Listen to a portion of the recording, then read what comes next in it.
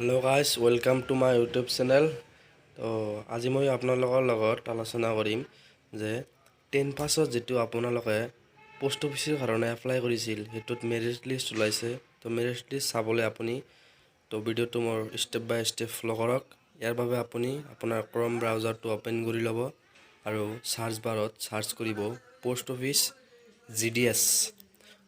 JDS বুলি search কৰাৰ পিছত ক্লিক কৰি দিব ক্লিক কৰি দিয়াৰ পিছত ফাৰ্ষ্ট চাব ওপৰত post office online engagement loading তো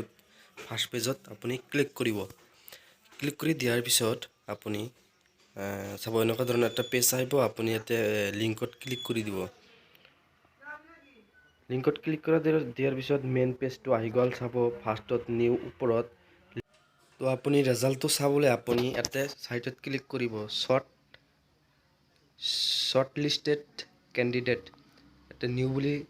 লিখা আছে আপুনি শৰ্টলিস্টেড ক্যান্ডিডেটৰ ওপৰত ক্লিক কৰি দিয়াৰ পিছত আপোনাৰ ষ্টেট কোনটো হয় আপুনি এটা সিলেক্ট কৰিব মই আসাম সিলেক্ট কৰিম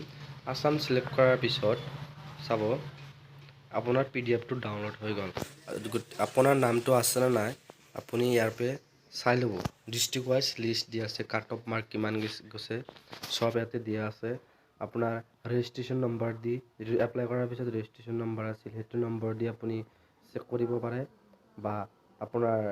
নামটো আহি যাব পাৰ্সন আহি যাব আপোনাৰ কাষ্ট মেল না ফিমেল সব এটা আহি যাব